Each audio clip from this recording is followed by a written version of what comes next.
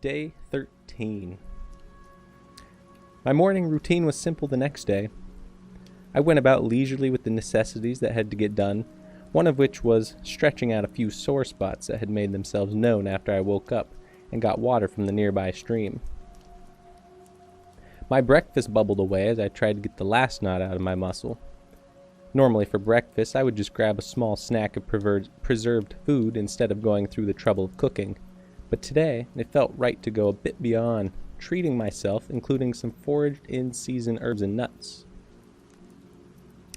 After reclining and eating, I searched through my bag for the ultimate prize, a portion of dried root that I kept tucked away in a small pouch, incredibly sweet and with a tart aftertaste, the perfect way to wrap up a meal.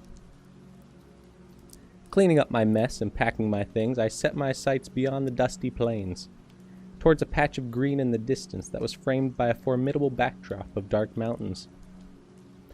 Each peak embracing the sky in a procession that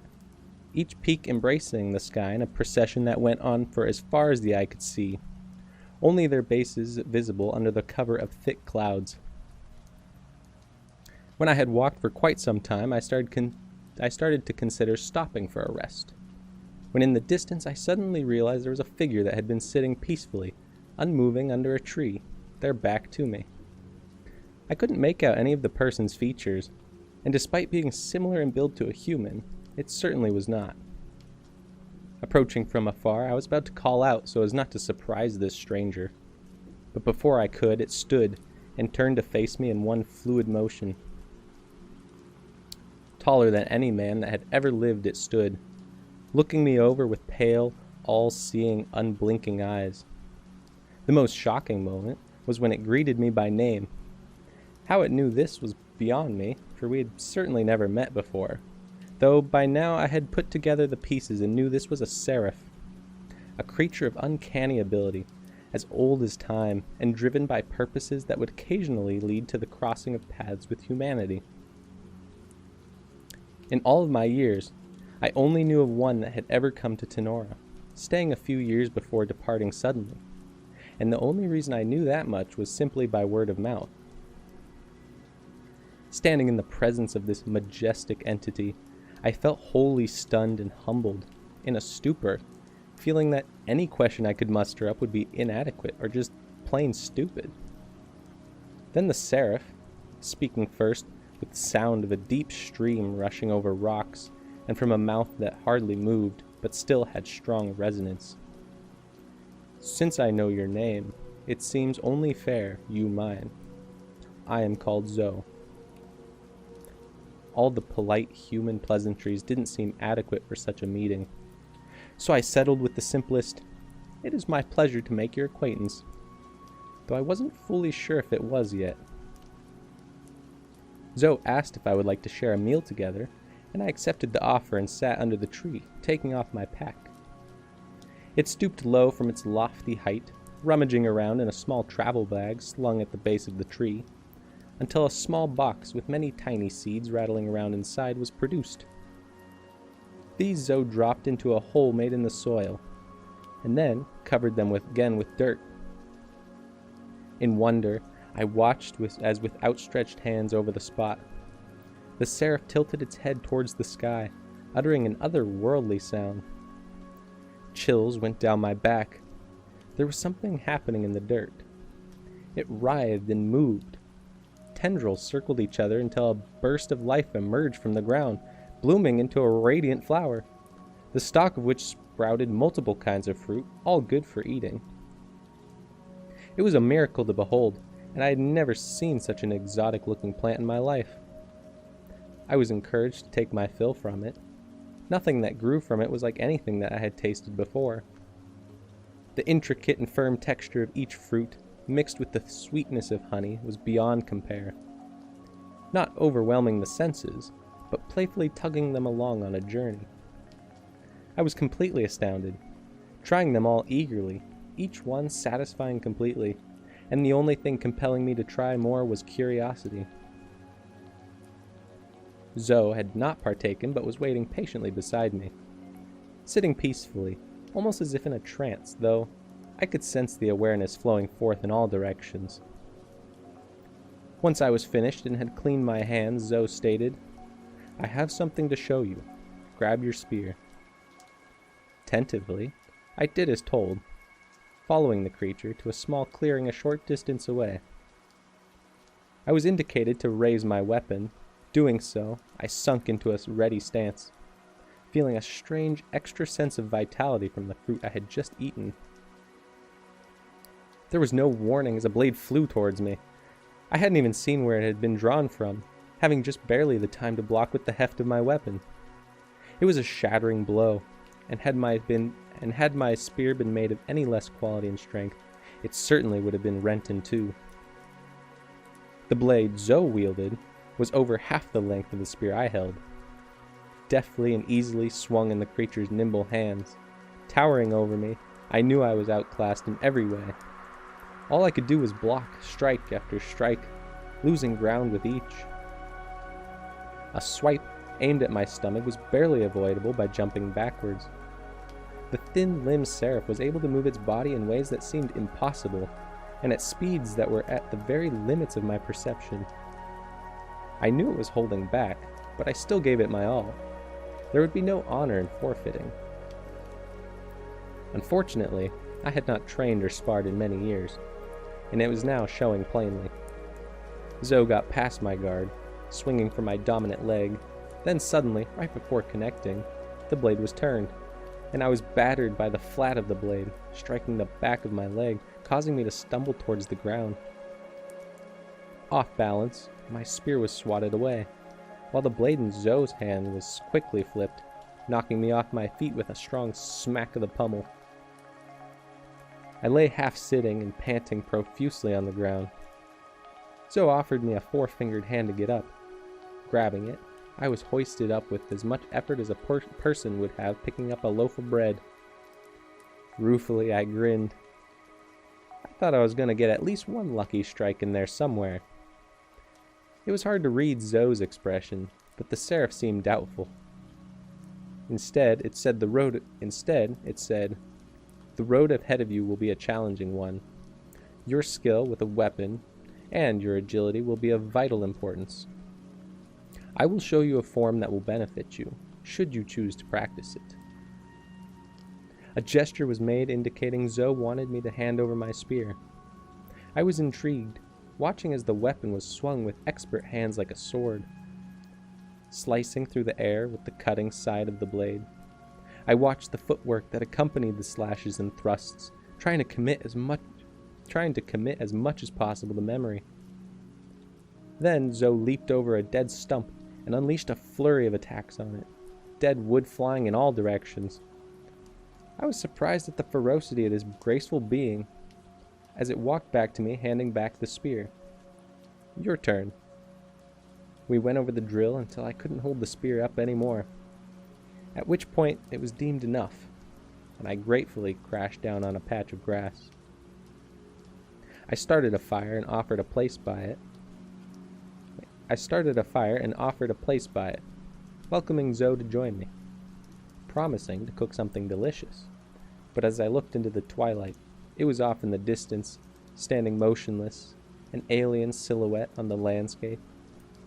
Then, all it said was, "There are others," and with that, strode off. A curious thing I saw when it left, and I couldn't be sure because of the dimming light, but I swore as I watched the creature walk away that it was enveloped by the air itself, disappearing before my very eyes. Day 14. The next day, in front of me, the mountains were clear and looming. A series of hills and ridges gave way to mighty insurmountable peaks, the top of which couldn't be fully seen without tilting my head back.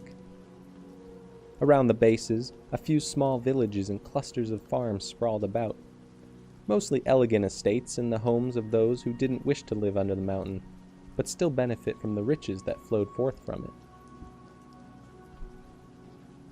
These towns held little interest for me, and I was keen on powering through to make it on the foothills by nightfall, making it so that I could complete the incline in morning's light. I was able to easily find the main road simply by looking for the most foot traffic, and as I walked on my own, passing by groups of slower travelers every couple of minutes, there was a joyful and pleasant energy that permeated the area. It was infectious, and I reflected on the positive things in my life, enjoying being part of the bustle of a major city, especially one I had never experienced before. Seeing the people pass by, I was struck by how different their dress and mannerisms were despite being relatively close to Tenora. Humans had only been in this area for a few hundred years, first migrating from the coast and setting to the north, then from there inland to the west, and finally due west. This land wasn't as built up, the infrastructure being a shadow of elsewhere between the great cities. But I could see why those had split off had picked this location. Ideal weather, made for a fair and temperate climate for much of the year. Surrounding peaks absorbing most of the extremes. Ideal weather, made for a fair and temperate climate for much of the year, surrounded by peaks absorbing most of the extremes. The surrounding land enjoyed the shelter and water flow from these giants, keeping the soil fertile and arable, finding a network of caverns and expanses under the mountain, as well as the vast quantities of gems and ore, had just been a bonus for those already calling this area home.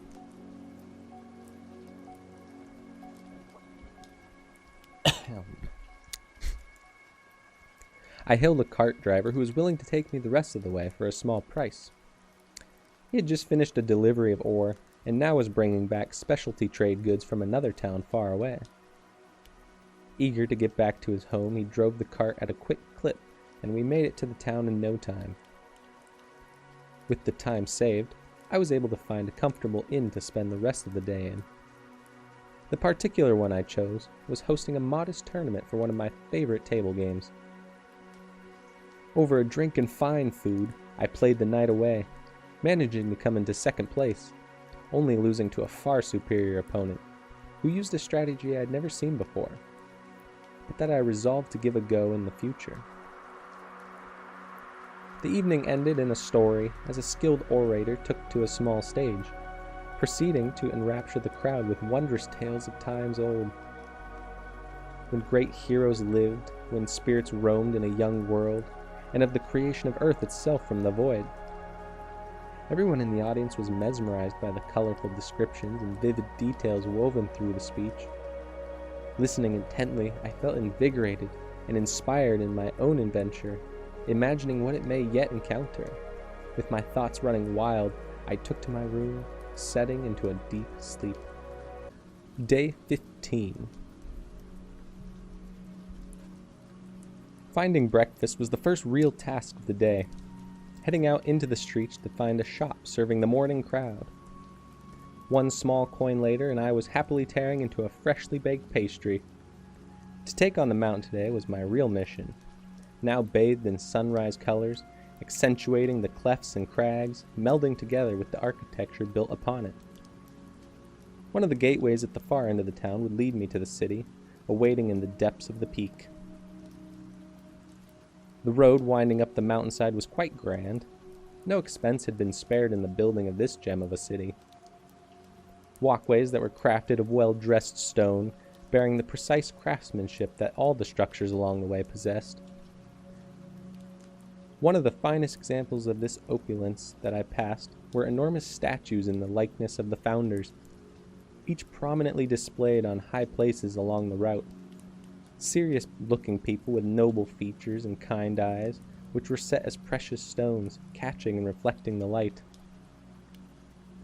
There were multiple ways to enter the city, and after a brief moment I decided to go with the most scenic and straightforward, the road switching back and forth up the side of the mountain.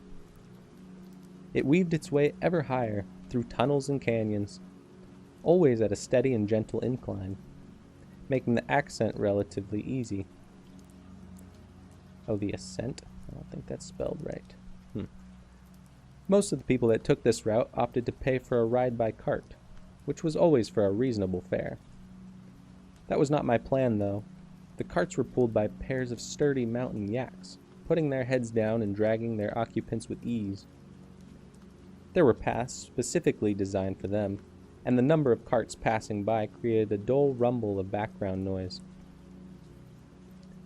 Those that wished to travel on foot, avoiding the slew of carts, were treated to a wide path alongside. Walking along, there was a series of switchbacks, each bringing me to a higher elevation, the temperature cooling rapidly the further I went. When I reached the top, I was at a break in the mountainside, revealing a sprawling valley, indented from steep mountain faces surrounding me. For how barren and rocky the mountainside had proved to be on the walk up, the valley by contrast was lush and thriving, with wild and cultivated vegetation rampant. Steam came up from a plethora of cracks in the rock, mixing with the air and creating a slightly damp haze that lingered in the basin. The sun looked absolutely magical cutting through it, each ray illuminated before me. I had to stop for a moment, taking it all in. It was more than breathtaking. The sides of the valley were terraced, each row producing its own crop, stored snow melt flowing gently through carved channels in the ground. There were only a few buildings scattered about, and were unobtrusive in nature, which meant that I was able to see across the entire area with no obstructions from where I was standing. Across to the far side, on which stood a monumental slab of rock, guarding the cleft that led into the city. Savoring every moment of my walk across the valley, I was thankful that my first time to this city was exceeding all the thoughts and hopes I had in mind for this moment. Adura had been established well before my time, and while I was serving in battles, it was little more than a town, mostly miners and traders. It was only in recent times, as of about 200 years ago, that it had exploded in population and diversity of people choosing to call it home. Now, it was one of the most splendid cities in all of Pangaea. Walking through the gate was to behold the greatest of all that mankind had been able to achieve in its infancy on Earth. The architecture was exquisite, amenities abounded, and there was a rich culture tied to the mountain and the treasures found within. Above the city itself, there was a great expanse of rock and ice, stretching miles and encompassing within it all the places people had decided to build lives. Ring within ring, each dipping down from the last. The homes and shops of inhabitants were set. In the center was the lowest disk, reserved for official business and running of the city. There were additional large public spaces that were available on this level, being for public gatherings and important events. The grandest buildings were those that were nearest the center, made seamless from stone and towering over the surroundings, some even almost reaching the height of the overhead ice. Above the roof of the cavern stood a solid sheet of ice, tendrils of rock branching out from the sides of the crater. It was debatable if you could even call the space a cavern because of the enormous size. It felt more like being outdoors than under the earth. Imposing icicles hung down over the city, some the size of a small house. I wondered how many accidents there had been in the city's history. I caught myself looking up nervously many times during my stay. The air throughout the city was very humid. Springs of water that had bored through the ice dome many years ago cascaded down in magnificent, free-flowing waterfalls throughout the city. Because of this, many crystal-clear pools had formed throughout, adding both functionality and beauty simultaneously. I was also surprised by the warmth. For being in a place enclosed by ice, I did not find myself needing any additional layers. The ice seemed to agree, and occasionally a drop would fall off an icicle, landing abruptly with a large splash. I was planning on being here for a while, so the first order of business was to find a place to keep my things, picking a good spot to return to after an excursion. There was a tavern I was able to find on the outer ring that was suitable for my needs. With a meal in my stomach, I took to chatting with some fellow travelers and locals who had gathered for the evening, finding out what was worth seeing and doing during my stay. Within a couple of hours, I was stuffed with ideas and suggestions, having a pretty good idea of what I could do over the next few days. Being a bit of an anomaly to how cities were built and located, Adura attracted a very unique population, and there seemed to be a daunting amount of different things to try. I thanked everyone for their company and input and retired to my room to plan. There was a lot in store for me here.